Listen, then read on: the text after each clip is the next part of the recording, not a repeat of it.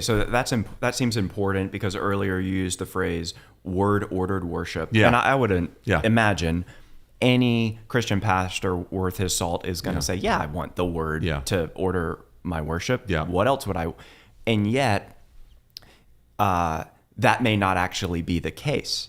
There might be a kind of blend between the word and human wisdom or ingenuity with the best of intentions that is actually dictating what happens in the corporate gathering. So that was helpful as you started to unpack. You're saying that Scripture has to warrant, that is either command or the language of the Westminster Confession, or by good and necessary consequence, has to warrant something, an element of the service in order for it to be there. So, this may seem like a distinction kind of in the weeds for listeners, but actually I think it's important. Distinguish between what historically people have meant by elements and forms and why that distinction matters. Well, the typical terms that have been used to talk about that are elements and circumstances, and then forms is a more recent term that has been used in Protestant circles. So elements of worship would be preaching, singing, praying, the administration of the ordinances of baptism and the Lord's Supper, the reading of Scripture. Those are elements which the Bible indicates to the people of God that they are to do when they gather for worship. Circumstances are matters that are related to how you do the element. So what time on the Lord's Day are you going to meet? I've always been fascinated, and I've never gotten an answer. Maybe I need to ask somebody like Scott Manich, but in Geneva, Calvin worship, their morning worship services was at 6 a.m.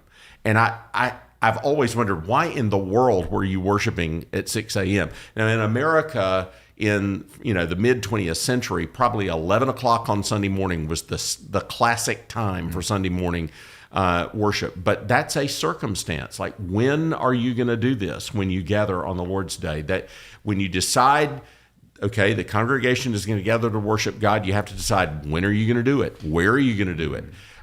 Forms often speak to the question of how you do the circumstances. So, are you going to have a grand piano in the room assisting you in the singing? Are you going to have guitar, cello, and flutes in the room assisting you in your singing? What is exactly going to be the nature of the musical style, etc.?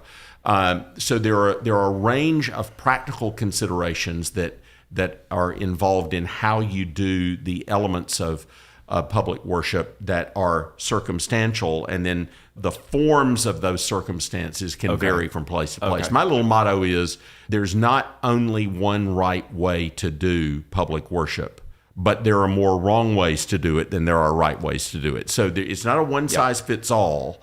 Elders are going to make different judgment calls at different places. I go to Capitol Hill Baptist Church. That worship service is probably going to be about 2 hours long. I could not get by with that at First President Jackson. The elders have a different expectation on the circumstances there. Are you going to have hymnals, or are you going to project the words on a screen? Are you going to have a bulletin or not?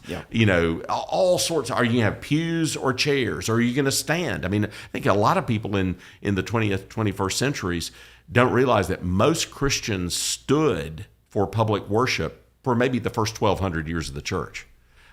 Whether you were in a home, or you were in a basilica or a cathedral or a church, most Christians stood the whole public worship service. So that's a circumstance. There's nothing okay, fine. You want to stand the whole worship service? That's great. Want to sit? That's a judgment call. You're not told you have to do it one way or another there, and different Christians can make different judgments on that. Yeah, that's an important point, because when we lose sight of the forms or the circumstances, then we can be overly restrictive.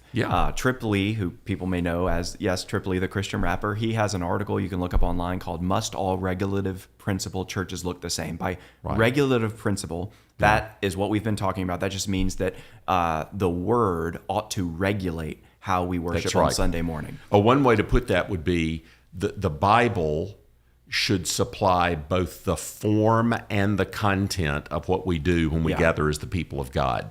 Yeah, exactly. So in this article, his answer is no. So he holds to the regulative principle. He agrees with everything you said, but he talks about going to churches in Africa and various parts of other countries, obviously various parts of the states, and he says there's a beautiful diversity. Yes, there is, and a freedom that comes with knowing what God does require and what is left up to our sanctified common sense. Yes.